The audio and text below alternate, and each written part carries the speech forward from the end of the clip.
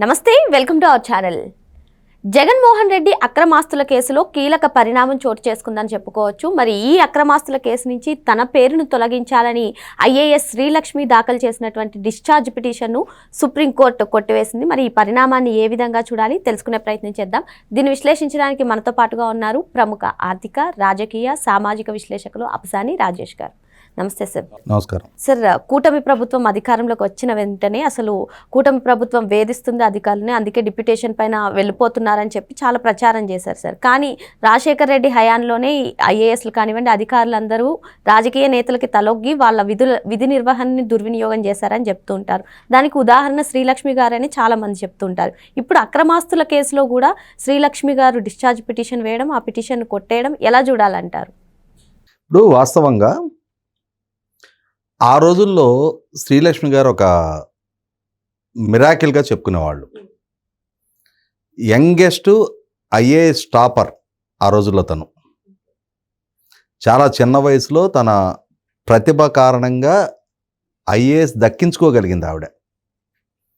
మీరు ఐఏఎస్ అయినా ఐపీఎస్ అయినా వాళ్ళు all India services UPPSC group 1 crack చేయగలుగుతున్నారు అని అంటే వాళ్ళని మనం చాలా సందర్భాల్లో నేను ఇదే పదం వాడేవాడిని, they are the cream of the society.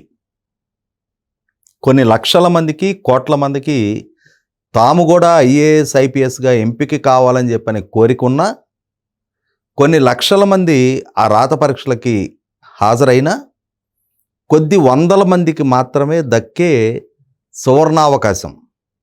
ఆ సువర్ణావకాశం అనేది రాజకీయపరమైన రికమెండేషన్లో, లంచాలో, లేకపోతే కులాలో, ప్రాంతాలో, మతాల ప్రాతిపదిక మీద కాకుండా కేవలం అంటే కేవలం వాళ్ళ ప్రతిభ ప్రాతిపదిక మీద మాత్రమే దక్కే అవకాశం.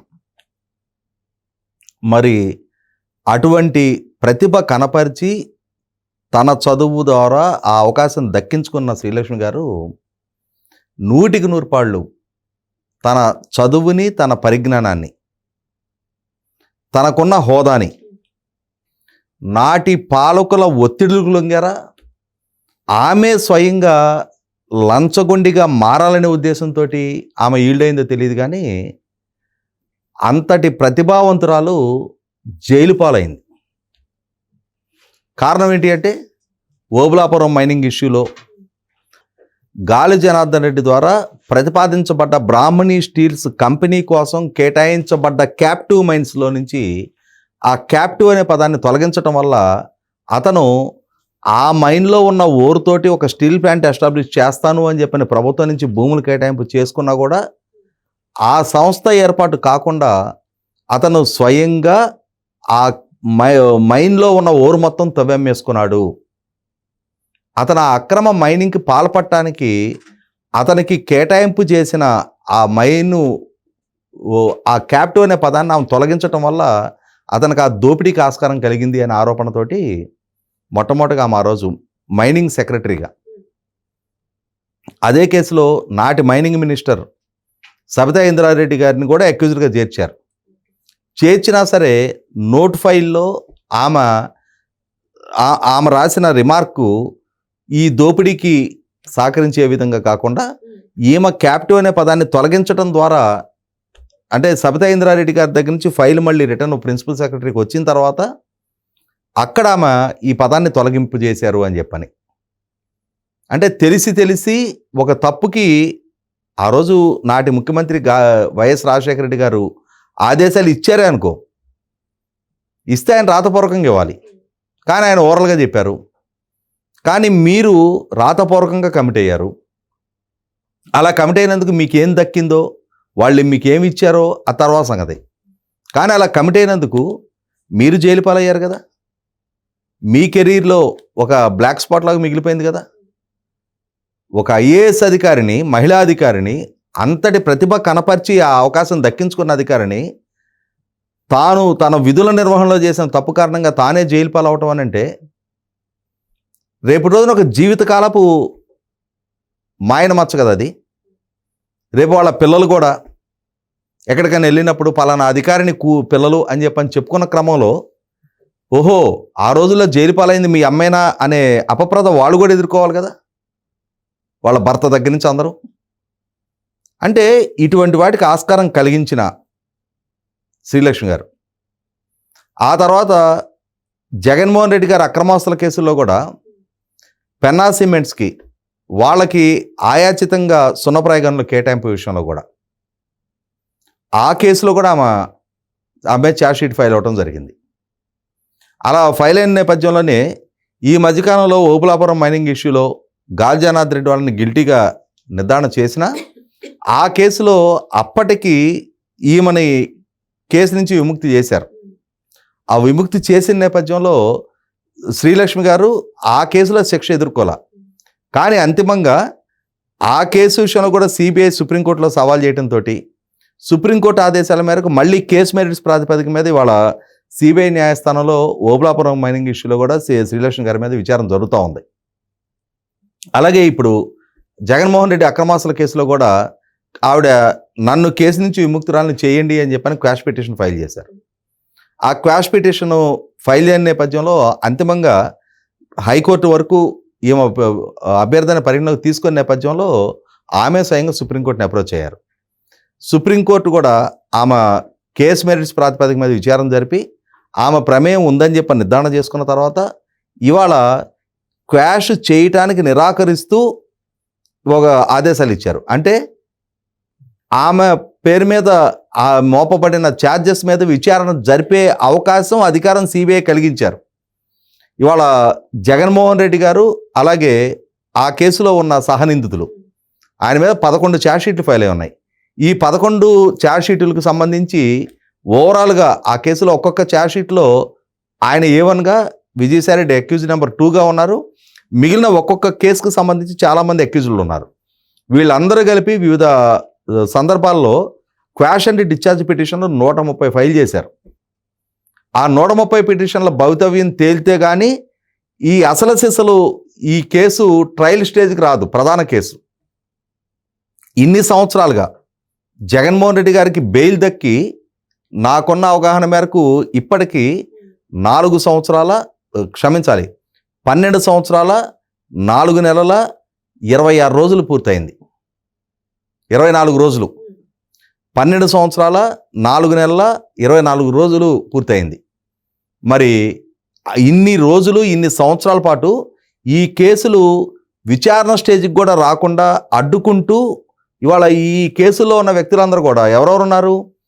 ప్రముఖ రాజకీయ నాయకులు, ప్రముఖ అధికారులు, ప్రముఖ పారిశ్రామికవేత్తలు, ఇటువంటి వాళ్ళందరూ ఈ కేసులో అక్యూజ్డ్గా ఉన్నారు. దాంతో వాళ్ళదు ఖరీదైన లాయర్ని ఎంగేజ్ చేసుకోగలుగుతారు. ఆ ఖరీదైన లాయర్లు ఇచ్చిన సలహాలు సూచనల మేరకు క్వాష్ పిటిషన్ సిబిఐ కోర్టులో ఫైల్ చేశారు. సిబిఐ కోర్టు నిరాకరిస్తే హైకోర్టుకి వెళ్తున్నారు. హైకోర్టు కాదంటే సుప్రీంకోర్టుకి. ఇట్లా ఈ క్వాష్ అండ్ డిశ్చార్జ్ పిటిషన్ల చుట్టూనే ఇన్ని సంవత్సరాలుగా ఈ కేసు విచారణని ఈ కోర్టు నుంచి ఆ కోర్టుకి, ఆ కోర్టు నుంచి పై కోర్టుకి ఇట్లా తిప్పి అసలు కేసులు విచారణ స్టేజ్కి రాకుండా కూడా అడ్డుకోగలుగుతున్నారు. ఇక్కడ గమనించాల్సిన అంశం ఏంటి అంటే శ్రీలక్ష్మి గారు ఆమెకి ఎప్పుడు అవకాశం అధికారం దక్కినా సరే ఏదో ఒక రకమైన ఉల్లంఘనకు పాల్పడతానే ఉంది. ఇక్కడ గమనించుకుంటే ఈవిడ మొన్న జగన్మోహన్ రెడ్డి గారి ప్రభుత్వ హయాంలో ఆయన ముఖ్యమంత్రిగా బాధ్యతలు చేపట్టగానే ఒకనాడు వాళ్ళ కుటుంబానికి దాసోహం అన్న పర్యవసానం అటువంటి బ్రైట్ ఫ్యూచరు కెరీర్ ఉన్నామ జైలు పాలైంది. అయినా సరే మళ్ళీ ఒకసారి ముఖ్యమంత్రిగా జగన్మోహన్ రెడ్డి పదవి బాధ్యతలు చేపట్టగానే తెలంగాణ నుంచి డెప్యుటేషన్ మీద మళ్ళీ ఆంధ్రప్రదేశ్ రాష్ట్రానికి వచ్చింది. సరే వచ్చిన తర్వాత మచిలీపట్నంలో ఈవిడ municipal administration principal secretary. Machilipatnam municipality పరిధిలో 2 కోట్ల రూపాయలతో ఒక పార్కు నిర్మాణం చేశారు. ఎందుకనో దీన్ని తెలుగుదేశం సోషల్ మీడియా కానీ తెలుగుదేశం నాయకత్వంలో ఎన్డీఏ కూటమి ప్రభుత్వం దీని మీద పెద్దగా దృష్టి పెట్టలా. 2 కోట్ల రూపాయలతోటి పార్కు నిర్మాణం చేస్తే ఆ పార్కుకి ప్రజా జీవితంలో ఎటువంటి పాత్ర లేని ఒక ప్రభుత్వోద్యోగ రిటైర్ అయిన శ్రీలక్ష్మి గారి నాన్న పేరు పెట్టించింది ఆవిడ. మరి ఆ రోజు అక్కడ మంత్రిగా ఎమ్మెల్యేగా పనిచేసిన పేరుని నాని మరి చూస్తూ మా ఊర్లో ఇక్కడ ప్రజా జీవితంలో ఉన్న నాయకుల పేర్లు పెట్టచ్చు, ఇక్కడ సమాజ సేవ చేసిన వాళ్ళ పేర్లు పెట్టచ్చు, మీ నాయన కంట్రిబ్యూషన్ ఏముందమ్మా, నువ్వు మున్సిపల్ అడ్మినిస్ట్రేషన్ ప్రిన్సిపల్ సెక్రటరీ అయితే అయ్యావేమో, ఎందుకు పెట్టాలి అని చెప్పని అలా. ఎందుకంటే వాళ్ళ నాయకుడికి ఈవిడ సన్నిహితురాలు కాబట్టి వాళ్ళ నాయకుడి అక్రమాస్తుల కేసులో ఏమో కూడా కోయెక్యూజ్డ్ కాబట్టి, వాళ్ళ నాయకుడితో పాటు అదే సమయంలో ఏమో కూడా జైలు జీవితం గడిపిన నేపథ్యం ఉంది కాబట్టి వీళ్ళందరూ కూడా అంటే ఆమె మెప్పు కోసం అసలు ప్రజా జీవితంతో సంబంధం లేని వ్యక్తి పేరు ఒక పబ్లిక్ ప్రాపర్టీ పార్క్ అనేది ఆయనకి ఎలా పెడతారు? పెట్టేసింది ఆవిడ. ఈ విధమైన అధికార దుర్వినియోగానికి ఆమె పాల్పడిందని చెప్పని తెలిసినా ఎందుకనే ఎన్డీఏ కూటమి ప్రభుత్వం ఇంకా ఆమె మీద చర్యలకు ఆదేశించాల. ఈ మధ్య చూసాం మనం భూమన కరుణాకర్ రెడ్డి తమ కుటుంబం మీద వచ్చిన టీడీఆర్ బాండ్ల ఆరోపణల నేపథ్యంలో అసలు ఈ టీడీఆర్ బాండ్ల అక్రమాలకి, అరాచకాలకి, అవినీతికి మొత్తం కీలక వ్యక్తి శ్రీలక్ష్మి అని చెప్పని ఆరోపణ చేశాడు. మరి వీటన్నిటి మీద కూడా విచారణ జరపాల్సిన అవసరం ఉంది. అలాగే ఇప్పటికైనా సరే ఆమె క్వాష్ పిటిషన్ ఆమె క్వాష్ పిటిషన్ సుప్రీంకోర్టు నుంచి డిస్మిస్ అయిన నేపథ్యంలో గతంలో ఎప్పుడో సుప్రీంకోర్టు ధర్మాసనం దేశవ్యాప్తంగా ప్రజాప్రతినిధుల మీద నమోదైన కేసులు 1 సంవత్సర కాలంలో ఒక ప్రత్యేక కోర్టులు ఏర్పాటు చేసైనా సరే విచారణ జరపని చెప్పని ఆదేశాలు ఇచ్చున్నారు.